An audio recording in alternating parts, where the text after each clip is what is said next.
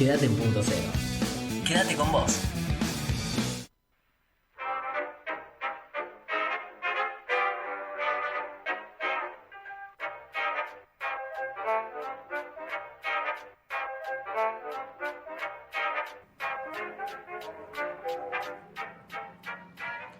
Regresamos, ya 11:08 en Argentina. Escuchamos recién Vicio de los Ratones Paranoicos, pedido por José en nuestro Instagram. Recuerden que las canciones que suenan cada media hora en cada uno de los cortes para levantar los viernes son solicitadas a través de nuestra cuenta en Instagram, que es .0.me. Más fácil, imposible. Es momento de hablar de ADEMIS, de la Asociación Docente, también de lo que está sucediendo del paro de 48 horas, de la actualidad de un poco docente en nuestro país. Ya tuvimos la oportunidad de hablar anteriormente y por eso tenemos ahora la presencia de Amanda Martín, a quien le agradecemos, que tenemos ahí en comunicación telefónica del otro lado, para contar cuál es el escenario, el panorama y el presente, que hay un paro docente, como dije recién, y estaban haciendo una caravana hacia el Ministerio de Educación, así que para eso y para contarnos con mayor detalle, bienvenida Amanda nuevamente al Noticiero. Buenos días, ¿cómo están ustedes? ¿Cómo va? ¿Todo bien por ahí? Bien, estamos ya en Pisurno, llegando en caravana. Muy bien. Bueno, ¿querés un poquito para contar a los públicos ahí del otro lado que están observando y escuchando el Noti, cuál es el escenario y por qué justamente de esta movilización? Bueno, como bien vos lo señalaste, estamos en el marco de una acción, de una medida de fuerza con los UTEBAs multicolores. Estamos reclamando el efectivo pase a la virtualidad de todos los niveles educativos, dado el cuadro epidemiológico.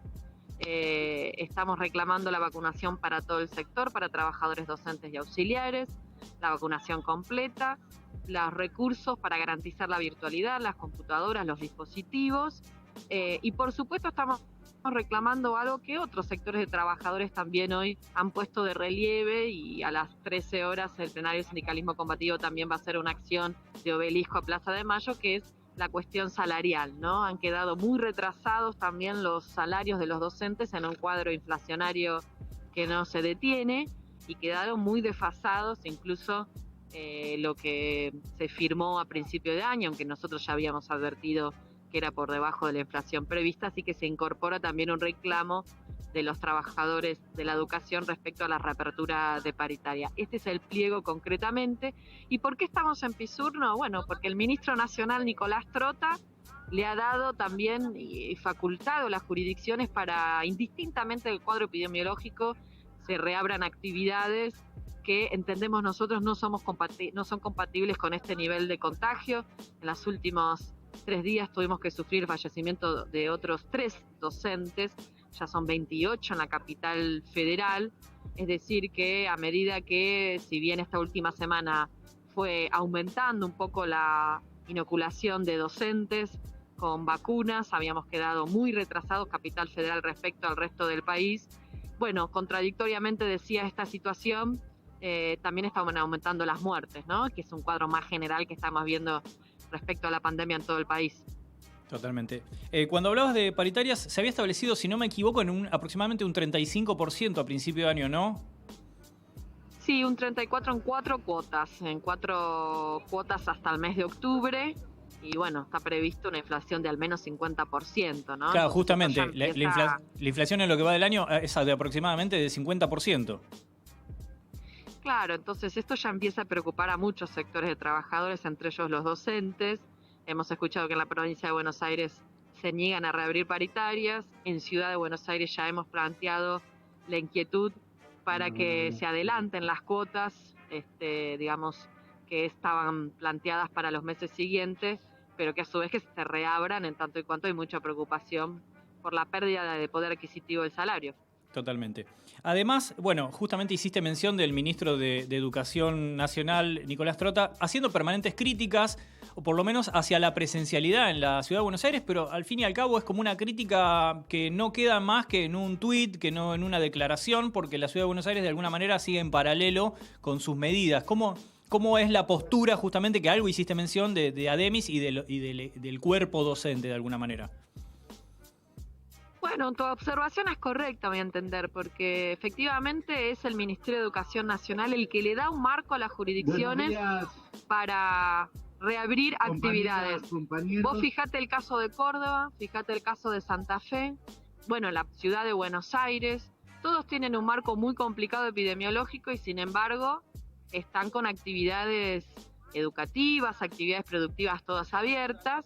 Y bueno, y es el propio, digamos, marco normativo del propio Ministerio de Educación desde principio de año, ¿no? Que dijo que las jurisdicciones debían adaptar y abrir o cerrar cuando consideren. Luego vino después esta ley de tratamiento en el Congreso para marcar algún que otro índice general respecto a los niveles de contagio y cuándo se considera que se puede abrir o no a las actividades. Eso naufraga por ahora en el Congreso de la Nación.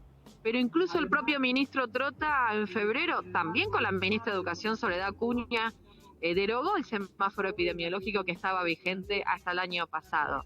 Es decir que, no hace más la ciudad de Buenos Aires que de alguna manera seguir lo que ya habían acordado en el marco del Consejo Federal en febrero, que luego obviamente con la segunda ola, con el descontrol de casos, y la saturación del sistema de salud, no hizo más que, de alguna manera, volver sobre sus pasos y decir que efectivamente había riesgo en las actividades escolares y en otras actividades con este nivel de contagio. Entonces, por eso también le venimos a traer el reclamo a Pisurno, porque también quiero decirte que esta jornada de caravana se está replicando en diferentes partes del país. Bien, ahí se escucha de fondo levemente que comienza el acto, así que te vamos a liberar inmediatamente. Pero antes, si querés, compartir un poco cuál es el escenario o cuál es el panorama de cara al futuro, ya con estas 48 horas de paro docente que se realizaron este jueves y este viernes. ¿Cuáles serían las medidas? ¿Cuál es el escenario? ¿Qué es lo que estipulan o con quiénes tienen planificado dialogar en las próximas horas?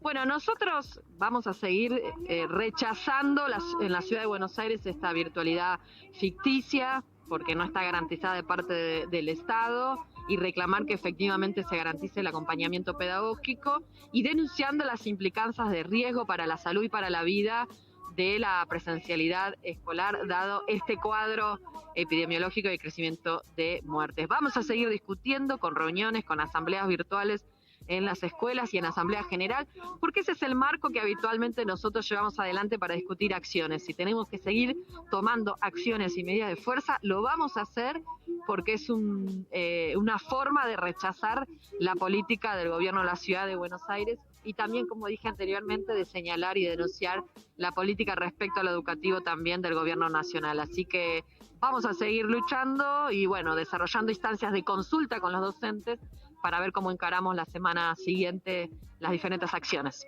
Muy bien, muchísimas gracias, Amanda. Te liberamos para que participes ahí del acto que se escucha que ha comenzado. Así que bueno, muchísimas gracias, Amanda Martín de Ademis. Desde ya siempre el micrófono abierto del Noticiero acá en Punto Cero para cuando quieran contar alguna de las novedades, movilizaciones, luchas y ojalá sean buenas noticias también. Bueno, buenos días y muchas gracias por la comunicación a ustedes. No, por favor. Bueno, ¿cuántas muertes más hacen falta para el pase a la virtualidad? Es el eslogan, la fuerza, el mensaje que tienen para este paro de 48 horas de Ademis este jueves 10 y viernes 11 de junio, justamente con movilización pidiendo la suspensión ya de clases presenciales en la ciudad de Buenos Aires. Para eso charlamos recién con Amanda Martín de Ademis, justamente en la caravana que se realizó al Ministerio de Educación. Y ya escuchábamos ahí de fondo también que había comenzado el acto, así que daban ganas de escuchar todo el discurso. Pero bueno, las noticias siguen, hay un montón de contenidos y también en nuestro país hay novedades permanentemente. Justamente en los últimos días hubo un ajetreo, hubo una especie de ataque de pánico para los monotributistas y para las monotributistas. Y para eso, para conocer esta actualidad, a ver qué pasó con este vaivén de que hay un impuesto retroactivo para las personas, autónomas, ¿no? Que sí, que no. Bueno, para eso vamos a charlar ya mismo con Gabriela Russo. Ella es contadora y es presidente de CPCE Cava, así que vamos a charlar sobre qué está pasando con el monotributo, qué tenemos que hacer, qué no hay que hacer, nos tenemos que volver locos. Como diría Ken Brockman, hay que entrar en un ataque de pánico que, no sé, para eso, Gabriela, bienvenida, buenos días y gracias por participar del Noti y ojalá que nos des buenas noticias y que por lo menos nos reveles a ver qué es lo que está pasando. Hola, ¿qué tal? Buenos días, gracias por la invitación.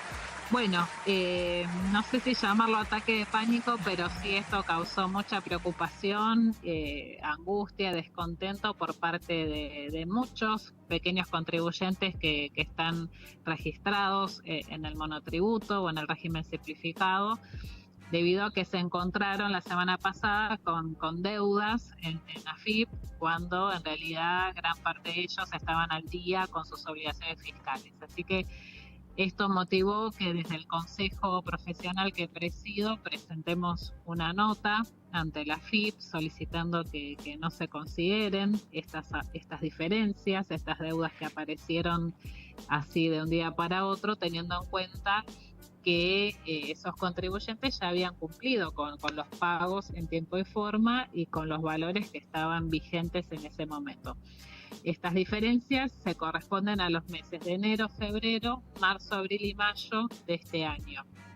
Y eso se produjo porque la AFIP llevó a cabo lo que llamamos la recategorización retroactiva de oficio, es decir, la hizo directamente la AFIP con los nuevos valores que surgieron a partir de la publicación y reglamentación de la nueva ley de sostenimiento e inclusión fiscal para pequeños contribuyentes, ley que se había presentado en el Congreso a fines de diciembre, que recién se trató en marzo y que después el Poder Ejecutivo se tomó su tiempo, digamos, para reglamentarla, y la resolución general de AFIP se publicó el 2 de junio. Así que pasaron muchos meses para que esto se ponga a disposición de los contribuyentes, que hacía falta porque en enero la recategorización, que es obligatoria, se hizo igual, pero con los valores de la tabla del 2020. Claro. Y eso realmente fue perjudicial para los contribuyentes porque no consideraba ningún tipo de ajuste por inflación, teniendo en cuenta, la inflación que tenemos en nuestro país. Así que al hacer este ajuste retroactivo, no solo se aumentaron los topes de facturación de las categorías, sino también las cuotas a ingresar por el monotributo, ¿no? Generando estas diferencias. Te hago una consulta. Por lo tanto, sí, terminá el concepto y después te hago la pregunta. No, lo que yo quería comentar es que esta demora en el tratamiento y aprobación y reglamentación de la norma generó un perjuicio a los contribuyentes, y consideramos que esto no es correcto, que una demora por parte del gobierno en implementar estas modificaciones no tiene por qué generar deudas ni ningún tipo de perjuicio para los pequeños contribuyentes en este caso. Justamente, con eso tenía relación, que puede ser posible, estuvimos a horas de que pueda realizarse, lo cual no sé si eso es constitucional, es legal. La verdad que lo único que hace es preocupar. Ahora, si eso es posible, casi que era posible, pero volver para atrás, una demora por parte de un gobierno, por parte del Estado, ¿eso podría llegar a suceder, por ejemplo, para otro tipo de impuestos? ¿Cuál es, desde alguien conocedora del tema como vos, y nosotros quienes desconocemos y mes a mes vamos y ponemos el dinero que hay que pagar para hacer el monotributo mes a mes según la facturación, etcétera, desconocemos, pero eso, ¿puede ser un recurso técnicamente legal? ¿Es posible? ¿Estamos ante, un cambio de paradigma? No, en realidad nosotros hicimos la presentación porque consideramos que esto no está bien implementado por distintos motivos, muchos principios jurídicos que se vulneran, desde lo que llamamos la retroactividad de las normas, después esto del principio jurídico del efecto liberatorio del pago, es decir, si se pagó en tiempo y forma los valores que estaban, eso ya extingue la obligación tributaria, no podés ir para atrás con algo que ya pagaste. Así que esto no está bien implementado, y es por eso que levantamos la voz en este reclamo, que evidentemente llegó a las autoridades. Eso es algo positivo dentro de todo lo que está sucediendo, y ahora hay un proyecto que se presentó para dejar sin efecto estas deudas, estas diferencias, que esperemos que se trate lo antes posible y que traiga un poco de luz y de tranquilidad a este momento crítico, porque realmente esto genera, como te decía, angustia, descontento en un sector de contribuyentes que son pequeños contribuyentes que están pasando por momentos difíciles, por esta pandemia, por la crisis económica, y realmente, bueno, necesitan mayor acompañamiento del Estado. Así que con este nuevo proyecto no solo se intenta, digamos, dejar sin efecto estas deudas que surgieron por diferencias de cuotas, sino que también incorpora algunos beneficios más para este sector de pequeños contribuyentes. Sí, bueno, pero no, sí, justo haces mención, digo, hay más de 3 millones de personas que además de tener las preocupaciones y los dolores de cabeza de lo que este contexto sociohistórico presenta, encima no va que suman un dolor más de cabeza. Ahora, según lo que mencionás, para las personas que pagaron y están al día y no deberían tener ninguna deuda, el monotributo, perfecto. Digo, si una persona, por ejemplo, no pudo pagar por X motivo los últimos 2 meses y saliese finalmente este proyecto, ¿debería ahí sí como de alguna manera reglamentarse que sí hay una deuda superior a lo que inicialmente debería como la cuota de monotributista? No, mira, este proyecto tiene alcance para todos los pequeños contribuyentes registrados en monotributo, así que esto, digamos, se lleva la cuota a los valores de diciembre de 2020, es decir, que se dejan sin efecto estos aumentos para todo este segmento de contribuyentes, así que independientemente de que hayan pagado o no. Así que es para todos. Y lo que sí es importante destacar que algunos monotributistas pagaron estas diferencias porque se encontraron con la deuda en AFIP, se asustaron y pagaron para evitar problemas. Así que bueno, en ese caso van a tener un saldo a favor, seguramente que bueno, tendrán que reimputar en el futuro contra las cuotas que se vayan devengando, ¿no? Está bien, una nota de crédito. Que bueno, eso es una lástima, claro, una lástima porque bueno, la verdad que encima de que se preocuparon, pagaron, y por pagar ahora se ven más perjudicados porque ese dinero no lo van a poder recuperar todos juntos, sino que de acuerdo al monto van a poder ir reimputando contra cuotas futuras, y acá sí sería bueno que por ahí en este nuevo proyecto se considere esta situación y se dé algún tipo de premio para estas personas que voluntariamente pagaron al encontrarse con esas diferencias, y por ahí, no sé, condonar una cuota, dar algún tipo de premio, teniendo en cuenta esta situación, ¿no? Tal cual. Bueno, clarísimo lo que mencionás. Gabriela, te hago una pregunta ahí. Esto es una pura especulación mía en este momento.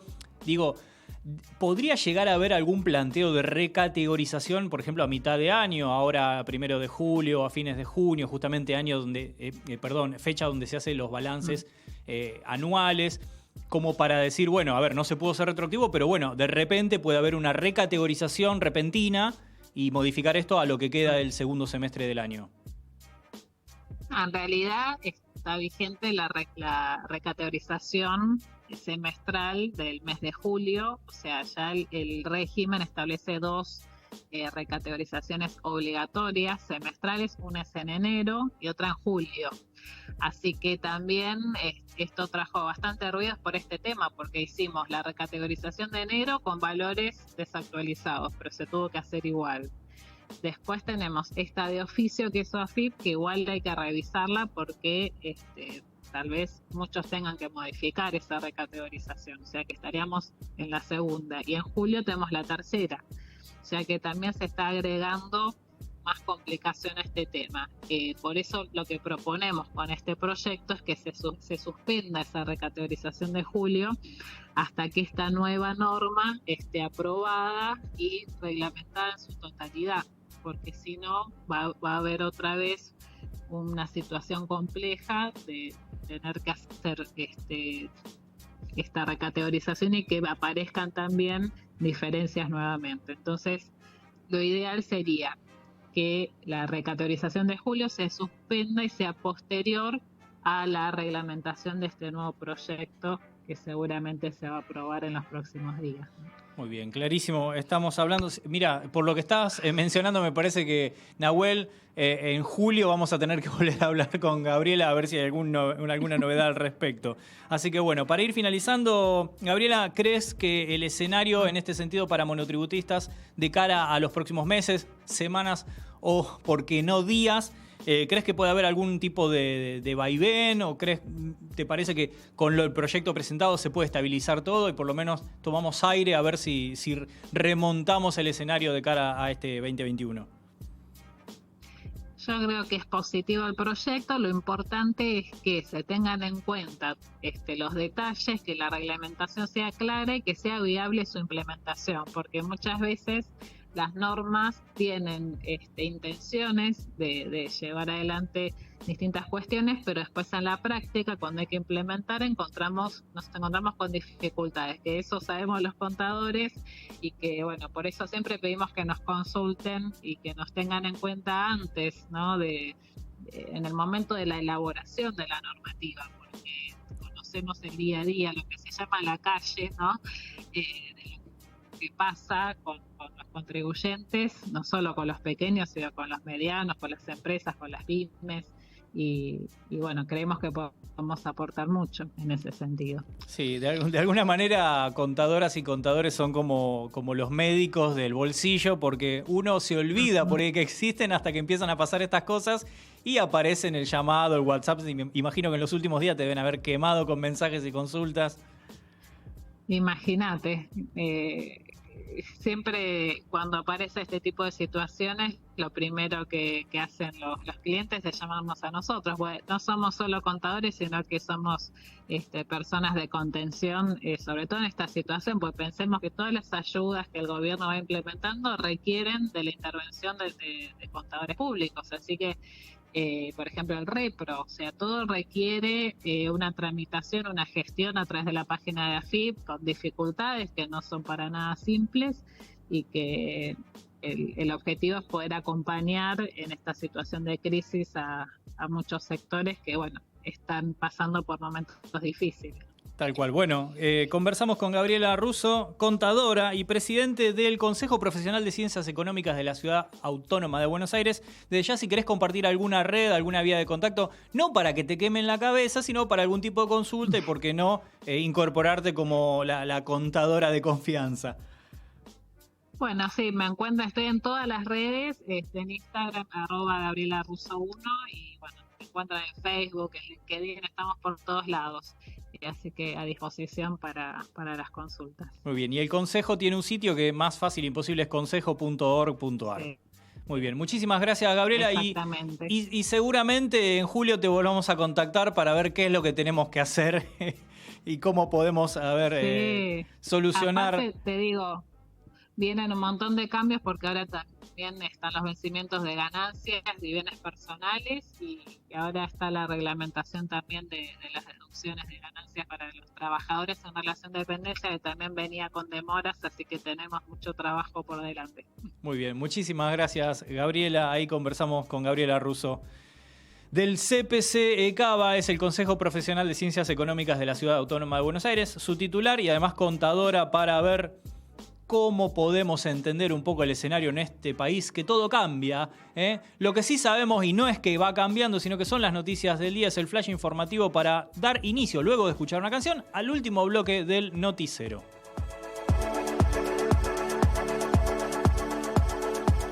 Más voces, de verdad.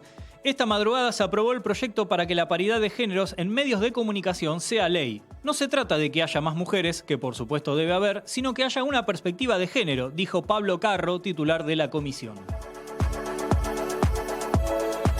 Consenso y zonas frías. La Cámara de Diputados convirtió en ley el consenso fiscal para las provincias y la ley de zonas frías. La primera permite modificar ingresos brutos y no tomar deuda pública, y la segunda, bajar el valor del servicio de gas en zonas de bajas temperaturas. Se extienden las medidas. Este viernes vence el decreto presidencial para mitigar la pandemia en el país. El DNU se va a renovar con los mismos parámetros que se aplican hasta ahora, adelantó el jefe de gabinete, Santiago Cafiero. Santiago estricto. La capital chilena tendrá un nuevo confinamiento total debido a un rebrote de la pandemia de coronavirus previo a las elecciones del domingo. El país trasandino contabiliza casi 1,5 millones de casos totales, más de 30.000 muertes y 20 millones de dosis aplicadas. Europa mueve la bola.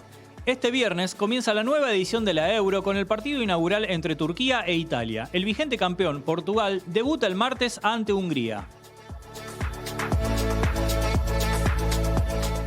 Oriente, uñas y dientes. La selección masculina de vóley dio vuelta al juego y venció este martes a Japón 3-1 por la Liga de Naciones. El jueves había vencido a Australia.